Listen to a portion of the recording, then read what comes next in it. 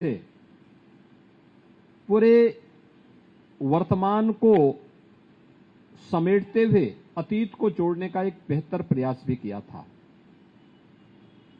आज हम सब यहां पर जुड़े हैं। हमने यहां पर देखा है कि जो 300 प्रकार की अधिक फ्रेम्स यहां लगे हुए हैं। जब हम लोगों ने एग्जीबिशन का यहां पर अभी उद्घाटन किया है, आजादी के बाद से लेकर के और लगातार अब तक अलग अलग समय में कौन से डाक टिकट और स्पेशल कवर जारी हुए हैं, उन सबको हमें देखने का अवसर प्राप्त हुआ। और आज ये हमारा सौभाग्य है कि यहां पर हमें भगवान श्री राम के 14 वर्ष के वनवास के कालखंड के दौरान राम वनगमन पथ उत्तर प्रदेश के वे प्रमुख 14 क्षेत्रों को भी इस स्पेशल कवर के माध्यम से देखने का एक अवसर प्राप्त होगा। यानी यह एक कलेक्शन तो है ही, अतीत को जोड़ने के साथ ज्ञानवर्धन और मनोरंजन दोनों का एक माध्यम भी इसके माध्यम से बन रहा है। दूसरा, ये पुराना कलेक्शन है, वह उस समय की तकनीक के बारे में भी हमें नजदीक से जोड़ने का और उस समय पैसे की क्या कीमत थी, इसके बारे में भी हम सबका ध्यान आकर्षित कर लेता है। आज के इस अवसर पर जो एक कार्यक्रम यहां पर प्रारंभ हुआ है, हमें समय समय पर इन सभी कार्यक्रमों के साथ जुड़ने का अवसर प्राप्त होता है। और ये हम सब जानते हैं कि उत्तर प्रदेश इस देश से बहुत समृद्ध है। स्वाभाविक रूप से डाक टिकट अगर जारी हुआ है किसी एक विशिष्ट घटना को लेकर के, किसी एक विशिष्ट कार्यक्रम को लेकर के या किसी महापुरुष को लेकर के, तो अपने आप में एक इतिहास को समेटे हुए रहता है। और उस इतिहास के साथ वह ढेर सारी उन सूचनाओं का माध्यम भी बनता है जो वर्तमान पीढ़ी के लिए न केवल संग्रहणीय होना चाहिए बल्कि ज्ञानवर्धन का एक माध्यम भी बनता है। और यह कार्यक्रम तमाम अपने उतार चढ़ाव के बाद डाक विभाग आज भी जारी रखे हुए है और इस कार्यक्रम को तेजी के साथ आगे बढ़ा रहा है। मैं इसके लिए डाक विभाग को हृदय से धन्यवाद देता हूं। यह अनेक प्रकार की रचनात्मक गतिविधियों के साथ हमें जोड़ता है और उत्तर प्रदेश इससे बहुत समृद्धशाली है। जब भगवान राम से जुड़ी हुई बात हम करते हैं तो वनगमन के पूरे परिदृश्य को आप देखेंगे। 14 वर्ष का वनगमन का जो मार्ग है, उनमें सर्वाधिक 12 वर्ष तो भगवान राम ने उत्तर प्रदेश में ही व्यतीत किए। उत्तर प्रदेश का चित्रकूट जनपद इसका साक्षी है। और स्वाभाविक रूप से यह हम सबको बहुत सारी जानकारी, हम लोग मान के चलते हैं कि 14 वर्ष का भगवान राम को उस समय साधन नहीं थे, इसलिए हम लोगों को लगता है बहुत लंबी दूरी, बहुत सारी चीजें ऐसी लगती हैं जो हम लोगों के लिए भयावह लगती हैं। लेकिन आज साधन है तो एक एक स्थल उस समय की गवाह हैं कि भगवान राम किन मार्गों के माध्यम से वनों में गए थे और उस समय के समाज को उन्होंने कैसे सभ्य बनने की दिशा में अग्रसर करने के लिए एक सुरक्षित माहौल देने का काम किया था। ये बहुत सारी चीजें आज भी हम सबका ध्यान आकर्षित करती हैं। मुझे बताया गया कि भी 17 अक्टूबर को यहां पर भगवान बुद्ध से जुड़े हुए 6 प्रमुख स्थलों को लेकर के भी यहां पर विशेष प्रशिष्ट जारी किए जाएंगे। भगवान बुद्ध का जो राज परिवार था वह कपिलवस्तु में निवास करता था। भगवान बुद्ध ने अपना पहला ज्ञान उत्तर प्रदेश के सारनाथ की धरती पे ही दिया था। भगवान बुद्ध ने सर्वाधिक चातुर्मास उत्तर प्रदेश में ही व्यतीत किए थे।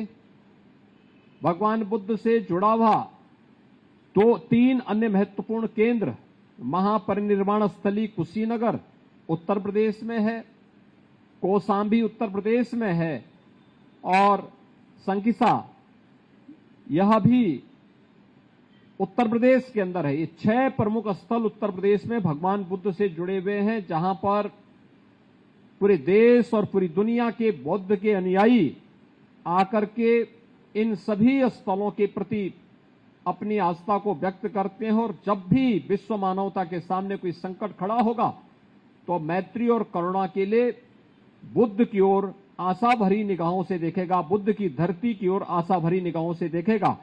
ये स्वाभाविक रूप से कलेक्शन अपने आप में अतीत को समेट करके इतिहास का एक बृहद ज्ञानवर्धन का कोष भी संकेत और डाक टिकटों के माध्यम से और स्पेशल कवर के माध्यम से हम सबके सामने प्रस्तुत करता है। अन्य अनेक ऐसी घटनाओं का साक्षी उत्तर प्रदेश है। अगर आप कहेंगे कि भारत की आध्यात्मिक और सांस्कृतिक विरासत की आत्मा कहीं निवास करती है तो वह स्थल कोई हो सकता है तो उत्तर प्रदेश हो सकता है। भारत के कुंभ की परंपरा को वैश्विक मान्यता मिलती है। यूनेस्को से अमूर्त सांस्कृतिक धरोहर, मानवता की अमूर्त सांस्कृतिक धरोहर के रूप में मान्यता देता है। कुंभ से जुड़े हुए इन सभी स्थलों को लेकर के भी जब कुंभ की चर्चा होती है तो सब लोग प्रयागराज की ओर देखते हैं। देश के अंदर 4 प्रमुख स्थलों पर कुंभ के आयोजन होते हैं, लेकिन जब भी कोई इसकी बात की चर्चा करता है तो बरबस लोगों का ध्यान उस ओर जाता है। आजादी की लड़ाई की जब बात होती है, आजादी के अमृत महोत्सव वर्ष में हम वर्तमान में हैं, आजादी की लड़ाई में जब बात होती है तो हमारे सामने, देश के सामने 1857 के प्रथम स्वातंत्र समर से लेकर के और 1942 के भारत छोड़ो आंदोलन तक के वे सभी घटनाक्रम एक एक करके सामने आते हैं। कैसे उत्तर प्रदेश में ही जन्मे मंगल पांडे ने इस 1857 के प्रथम स्वातंत्र समर का शुभारंभ किया था। कैसे धन सिंह कोतवाल के नेतृत्व में मेरठ के अंदर इस प्रथम स्वातंत्र समर को आगे बढ़ाने का कार्य हुआ था।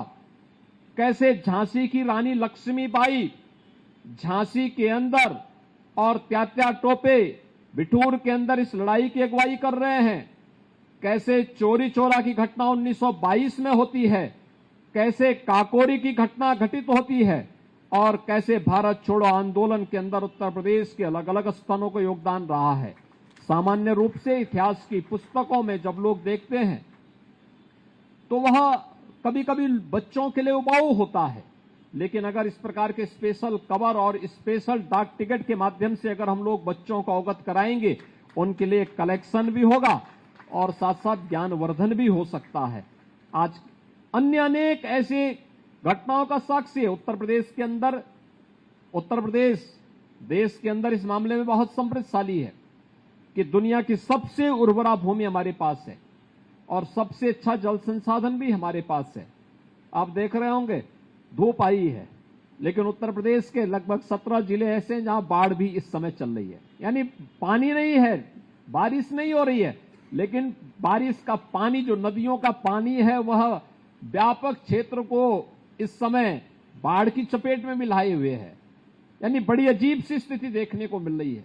उन स्थितियों में अगर इन सभी चीजों का संग्रह करके हम लोगों को भविष्य के प्रति भी जागरूक कर सकते हैं, मैं इसके लिए डाक विभाग को यूपीएलएक्स के इस आयोजन के लिए हृदय से धन्यवाद देता हूं और मैं विश्वास व्यक्त करता हूं कि उत्तर प्रदेश की जो सांस्कृतिक और आध्यात्मिक परंपरा है, ये देश के अंदर सबसे, दुनिया के अंदर सबसे समृद्ध परंपरा है। इस परंपरा को इस प्रकार के डाक टिकट और स्पेशल कवर के माध्यम से संरक्षित किए जाने की आवश्यकता है, जिससे आने वाली पीढ़ी के लिए सहज और सरल तरीके से, क्योंकि जब हम लोग बहुत सिद्धांतों में पढ़ते हैं तो वह कठिन हो जाता है, लेकिन जब हम उसे ग्राफिक्स के माध्यम से प्रस्तुत करते हैं या कोई चित्र के माध्यम से उस समय की किसी एक घटना को ध्यान में रख करके जब हम लोगों का ध्यान आकर्षित करते हैं तो लोग आसानी से उसको समझ जाते हैं। और मुझे लगता है आसानी से समझाने का सबसे अच्छा माध्यम उस समय की किसी घटना को या किसी चित्र को ध्यान में रखकर या ग्राफिक के आधार पर हम उसको कर पाएंगे तो गागर में सागर का काम वो करने लग जाएगा। और ये सभी कार्यक्रम गागर में सागर कर भरने और इतिहास को समेट करके उसको संरक्षित करने का एक प्रयास हो सकता है। मैं इस पूरे कार्यक्रम के प्रति अपनी शुभकामनाएं देता हूं।